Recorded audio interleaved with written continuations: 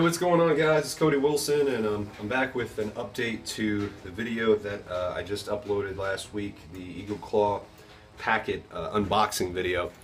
And basically I was kind of messing around with this, and I was trying to flick this out really, you know, like one of them little toy lightsabers. And I was trying to extend it, and this tip piece right here got jammed in there real good.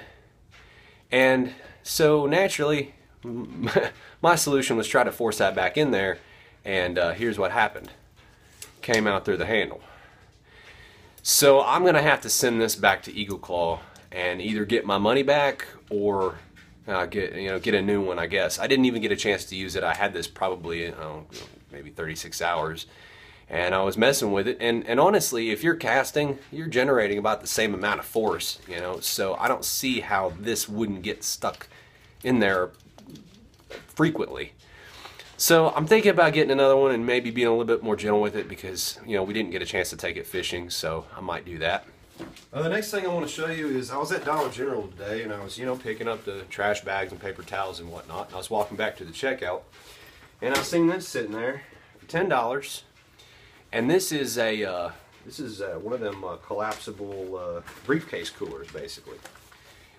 It stays flat like this when it's inside your backpack. You can open it up. It's got pockets on the sides. It's got a little netting right here. Comes with a shoulder strap. We can carry this on our shoulder when we're out there, right next to my tool bag, my canvas tool bag. And honestly, I mean, you don't want to spend something really expensive on a cooler like this, because this thing's going to be getting nasty with slimy fish, and it's going to stink. It's going to have mud all over it, because we're going to be laying it down on the ground and all kinds of stuff. So this is going to come in handy. I was actually looking at buying one of these online, and I'm so glad I found this, because we need one of these when we're out in the backwater doing that backcountry, creek fishing. It's going to be like a 4-mile trek back to the car. So if all you got is your fish on a stringer, I mean, they're going to be dried out and stinky by the time you get them back to the car. So this right here is how I'm going to transport all those little rainbow trout that I catch in the Tellico River back to my car. Alright, so one more thing. This is my kit, and I just want to take a minute to go over and show you what I fish with. I know I haven't actually uploaded the fishing video yet. I'm getting to it. I'm working on getting a GoPro and possibly some other kind of help with, cameraman or whatever. So if you know anybody who lives in the Nashville area that's interested in helping me out with my channel, please give me please send me an email or something like that. So I just want to show you some of the lures that I bought and some of the different line that I bought and what I'm using and what I've been successful with recently. Got this little Meb spinner right here. It's fire tiger colored or whatever. It's got a little orange tail on there.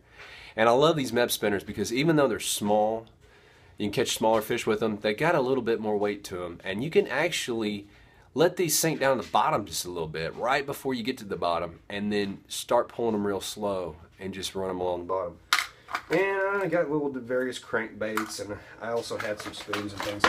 But my favorite is the good old rooster tail. This one's a quarter. No, this one's 1/6. And then my all-time favorite Meb spinner, the big one, the Agila, or however you say that. And this is just like that orange tail one I just showed you, but this one right here is for a lot bigger fish, a lot bigger largemouth bass and things. So a little fishing update. I went back out to my super secret favorite spot, and I went out there with the intention of catching the same white bass, yellow bass, all that stuff that I've been catching. Well, I passed a couple guys, and they hadn't had any luck. One guy caught 2 rainbow trout, and another guy, he had caught a couple bass, but nothing keeper size. And I actually had the exact same experience. I caught 1 rainbow trout. It was 10 inches long, if I'm not mistaken. And then I caught a spotted bass, or red-eye bass, you'd call it. And that one was, I believe it was 12, I'm not sure. And then I ran out of line. I got so many bird's nests that day, and I kept taking line off my pole, so I decided to invest in a new type of line. I've been using braided, but I figured it's time to go with a fluorocarbon because I've always wanted to try it out, and they make it really strong and really light. This stuff's 4-pound. Now, with a 4-pound line, with a pole the size that I have, which my pole's 6 feet, Actually, it's about 6'5". It's a little bit taller than I am. But a pole like this and a 1/6 ounce rooster tail, oh buddy, that thing's gonna fly so far, because the heavier lure you have, right, the more weight it's like throwing a bigger rock, right? The bigger rock you throw, the further it goes, right? This fluorocarbon, this stuff is so thin, so tiny, so light that it ain't gonna add any weight to the pole whatsoever. And so this lure is gonna fly really far. And this is what I really need down at the dam, because it's really hard to get one of these out into the middle of the water. Just a couple other things real quick that I keep in my kit that you should always have on you. Measuring tape, you can get this at, you know, Hobby Lobby or a craft store. You can get this in the sewing department, Walmart or whatever.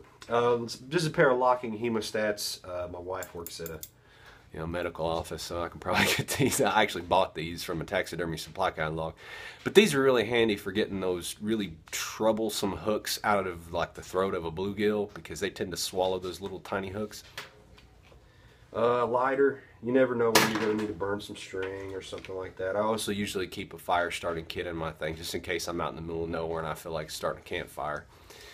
One of these little headlamps at Walmart probably run you about, I don't know, they're what, like $9 now. So invest in one of those, because if you're out there and it starts getting dark and the sun starts going down, you need some light on you, because oftentimes I end up staying for night fishing.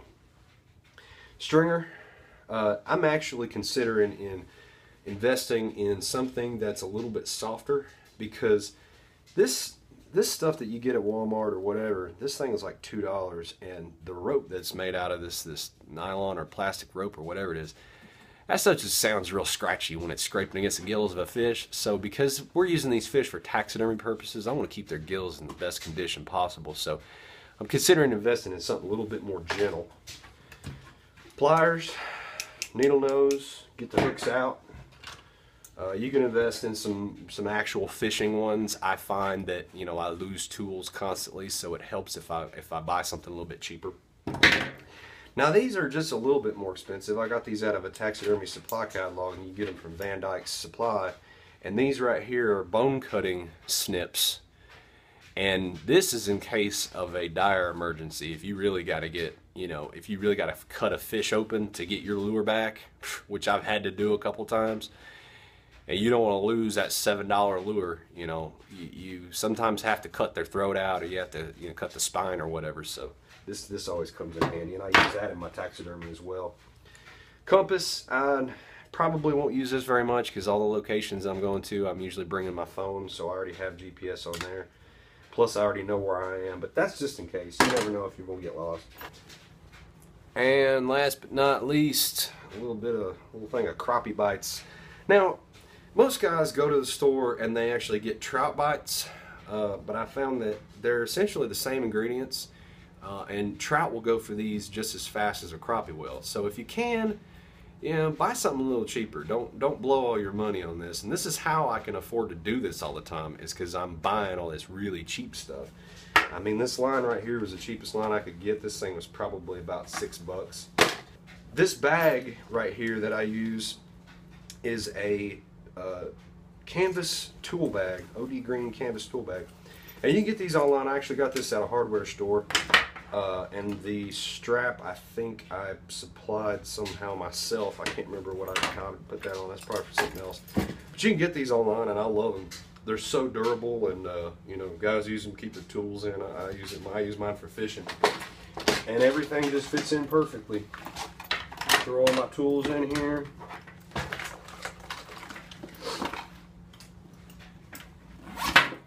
Just like that. Alright guys, so that's just about it for today. I'm going to upload another video next week, so stay tuned. Please subscribe and tell your friends about my channel. And thanks for watching.